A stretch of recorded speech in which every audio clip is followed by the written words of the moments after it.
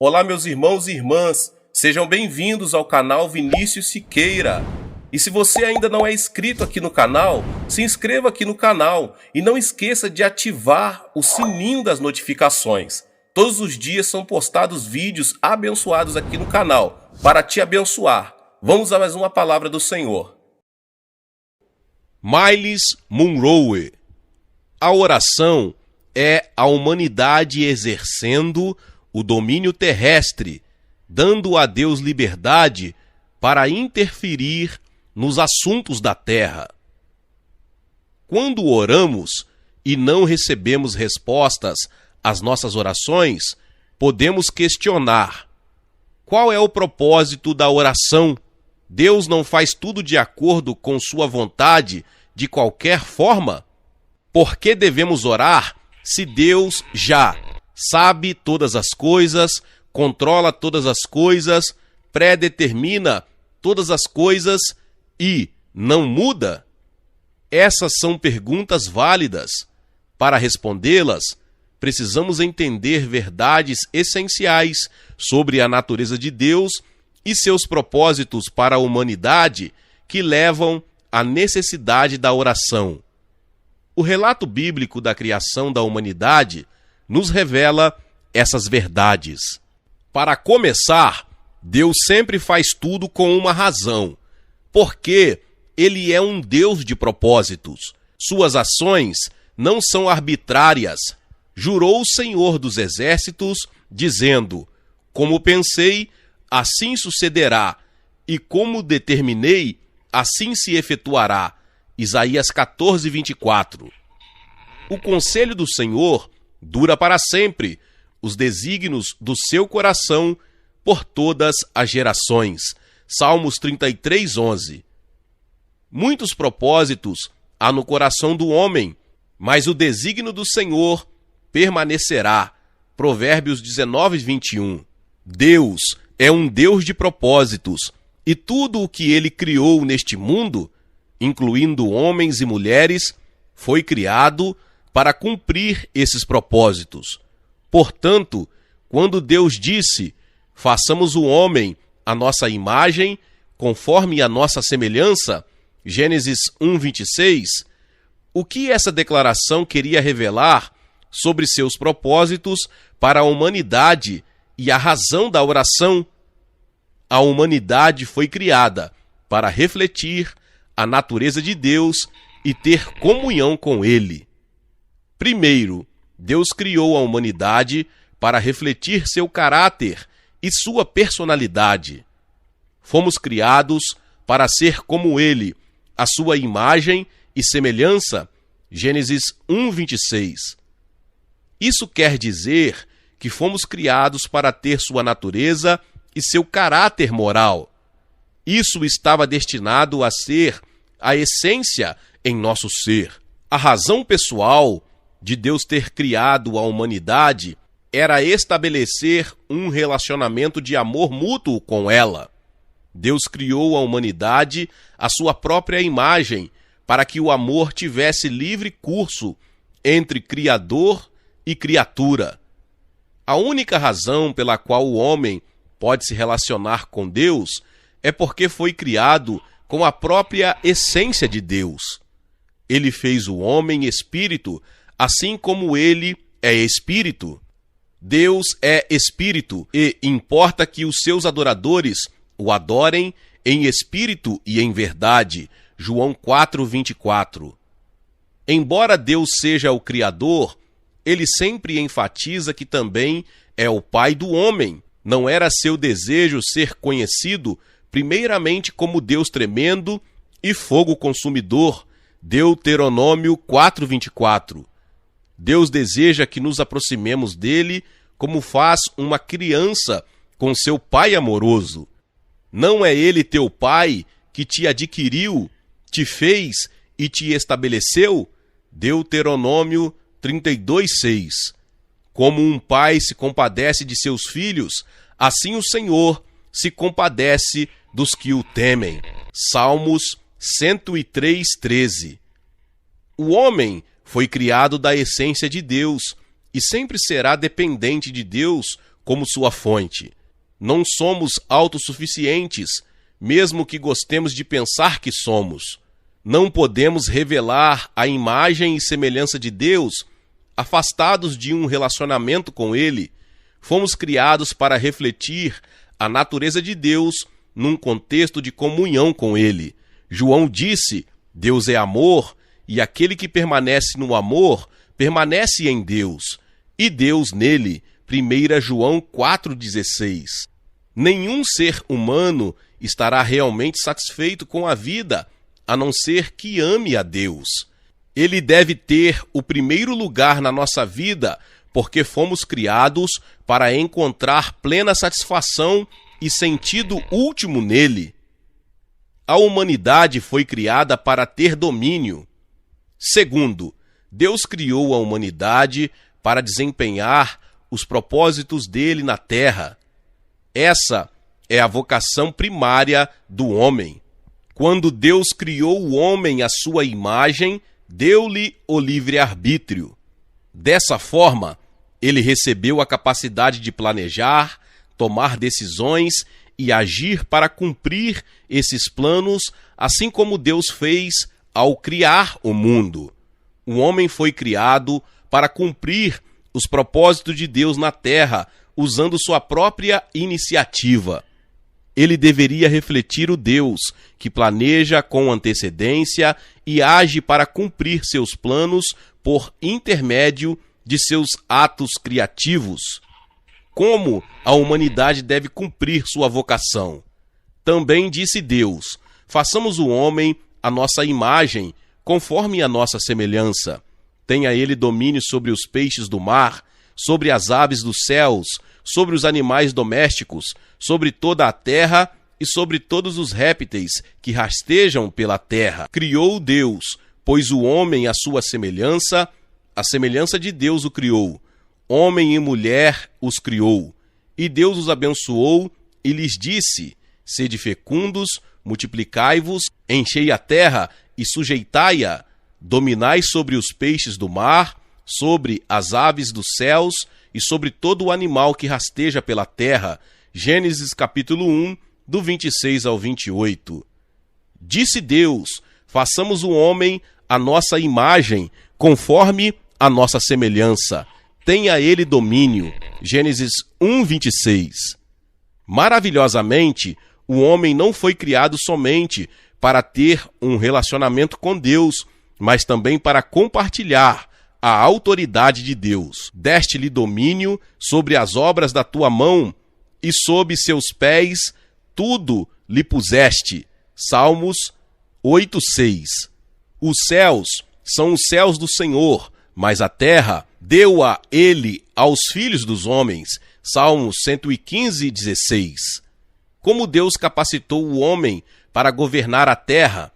Sabemos que primeiro ele criou a humanidade de sua própria essência, que é o Espírito. A humanidade precisava governar o mundo físico na terra, e Deus deu ao homem um corpo físico manifestado em dois gêneros, homem e mulher. É por isso que a Bíblia se refere à criação do homem em termos tanto singular quanto plural. Criou Deus, pois, o homem à sua imagem, a imagem de Deus o criou. Homem e mulher os criou. Gênesis 1, 26. A palavra homem, nos versos 26 e 27, refere-se à espécie que Deus fez, o ser espiritual chamado homem, que inclui tanto o homem quanto a mulher. Isso quer dizer que Deus deu domínio tanto ao homem quanto à mulher. No relato da criação da humanidade, vemos que Deus nunca pretendeu governar a terra sozinho. Por quê? Porque Deus é amor. 1 João 4, 8 e 16. E o amor não pensa nesses termos. Uma pessoa egoísta quer toda a glória, todo o crédito, todo o poder, toda a autoridade, todos os direitos e todos os privilégios. Mas quem ama, deseja compartilhar tudo que tem. Isso é crucial para entendermos que o relacionamento de amor que Deus estabeleceu com a humanidade não está separado do propósito que Deus tem para ela. Em vez disso, o relacionamento é fundamental para o propósito. Ambos são chaves essenciais para a oração. O significado de domínio, o reino terreno. O que significa para a humanidade ter domínio do mundo? Antes de tudo, Deus tem confiado o cuidado da terra ao homem. Isso quer dizer que o homem deve ser o proprietário da terra física, incluindo todos os outros seres vivos do mundo, peixes, pássaros, rebanhos e animais. No segundo capítulo de Gênesis, lemos que Adão foi colocado no jardim do Éden para cuidar dele e cultivá-lo.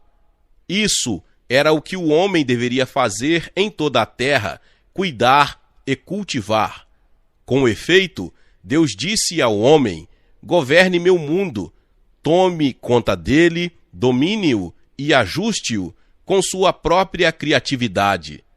Deus deu liberdade ao homem para usar sua criatividade nesse governo da terra física e para dominar sobre todas as coisas vivas que habitassem nela. A terra deveria ser governada, dominada e moldada pelos seres feitos à imagem de seu Criador. O homem foi feito para refletir o amor criativo do Espírito de Deus. Isso nos lembra um fato que muitos cristãos menosprezam hoje em dia. Deus não criou originalmente o homem para o céu, ele o criou para a terra. Deus tem o governo do céu e fez o homem para expressar sua autoridade neste mundo. Ele disse, na verdade: quero que o que está acontecendo no céu aconteça no mundo criado. Quero que meu reino se estenda em outro reino, mas não vou fazê-lo diretamente. Quero que o homem compartilhe meu governo. O plano de Deus para a criação foi este: enquanto ele governava o mundo invisível, o homem governaria o mundo visível terreno, com Deus e o homem desfrutando contínua comunhão por intermédio de sua natureza espiritual. De fato, Deus disse algo surpreendente sobre a humanidade registrado neste salmo.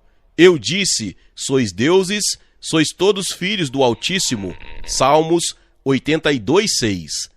Deus nos fez a sua semelhança e nos deu o livre arbítrio como reflexo de sua própria natureza. Ele nos criou para sermos sua descendência, portanto, nos chama de pequenos deuses. Isso, contudo, não significa que sejamos iguais a Deus ou que tenhamos qualquer divindade. Adão e Eva somente cumpririam seu propósito se confiassem e estivessem em constante comunhão com o Deus do jardim. Da mesma forma, só podemos atuar nos propósitos para os quais fomos criados se estivermos conectados à nossa fonte. No entanto, precisamos reconhecer a grande estima que Deus nos tem e os propósitos dele para nós. Em essência, Deus disse ao homem: deixe-me governar por seu intermédio para que você possa valorizar, apreciar e partilhar o meu governo. O reino espiritual. Ter domínio é mais que cuidar do mundo físico. Sendo o homem de natureza tanto espiritual quanto física, a humanidade deve desempenhar os propósitos de Deus para a terra, não somente no reino físico, mas também no reino espiritual.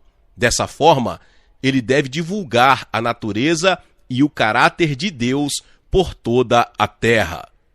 Quando Deus criou Adão e Eva e os colocou no jardim do Éden, ele jamais intencionou que eles deixassem o jardim. Ao contrário, sua intenção era expandir o jardim sobre toda a terra. O que isso quer dizer? Deus queria levá-los a ter a natureza do jardim, a presença de Deus, luz e verdade, e espalhar isso pelo mundo. Esse era o sentido mais amplo de se ter domínio sobre a terra e ainda é o propósito de Deus. Isaías 11:9 diz: porque a terra se encherá do conhecimento do Senhor, como as águas cobrem o mar. Trabalhando com Deus, em vez de para Deus. Quando Deus criou o homem para compartilhar sua autoridade, isso seria um contexto de relacionamento da humanidade entre Deus e sua descendência. Ele não criou homens e mulheres para serem seus servos, filhos e filhas envolvidos de todo o coração nos assuntos da família. Esse era o plano desde o princípio. Ele sempre quis que seus filhos o ajudassem a cumprir seus propósitos. Isso significa que Deus não quer que o homem trabalhe para ele, mas com ele. A Bíblia diz que somos cooperadores de Deus, 2 Coríntios 6:1, que trabalhamos junto com ele. No original grego, cooperadores tem o significado de companheiros, trabalhadores, ajudadores, aqueles que cooperam, que trabalham juntos. Devemos sempre pensar sobre o domínio da humanidade em um contexto de comunhão de propósito com Deus, baseado no amor mútuo e no relacionamento de filhos e filhas com seu Pai Celestial. Vamos resumir o que já discutimos até este ponto. Deus é um Deus de propósitos e seus propósitos são eternos. Deus deseja que seus filhos sejam como ele e que partilhem de seu domínio e governo. Deus criou a humanidade com e para um propósito desejado. Deus criou a humanidade à sua imagem e semelhança como reflexo de sua própria natureza. Deus criou a humanidade com vontade soberana e capacitada de expressão criativa. Desempenhar o propósito e a vontade de Deus na terra é a vocação do homem. O homem deve desempenhar seu domínio tanto no mundo físico quanto no espiritual. Para cumprir o propósito de Deus, homens e mulheres devem desejar cumprir a vontade dele, não trabalhando para ele como seus servos, mas com ele como sua descendência. O homem somente poderá cumprir seus propósitos se estiver conectado à sua fonte, Deus como Criador e Pai. A natureza da oração. Sabemos que a tragédia se abateu sobre a humanidade quando Adão e Eva viraram as costas para Deus e desejaram viver segundo sua própria vontade, independentemente da vontade de Deus. Alguns acham que a oração surgiu porque estávamos separados de Deus por causa do pecado e precisávamos de um meio para nos conectar com Ele. Essa é uma das funções da oração, mas não é o coração da oração. Para entendermos sua essência, devemos entender que ela começou na criação da humanidade. Não foi instituída depois da queda, mas antes dela. A oração existia desde o início do relacionamento de Deus com o homem. A oração é a expressão do relacionamento do homem com Deus e sua participação nos propósitos dele. A verdadeira natureza da oração somente pode ser entendida no contexto que já discutimos dos propósitos de Deus para a humanidade. A essência da oração é dupla.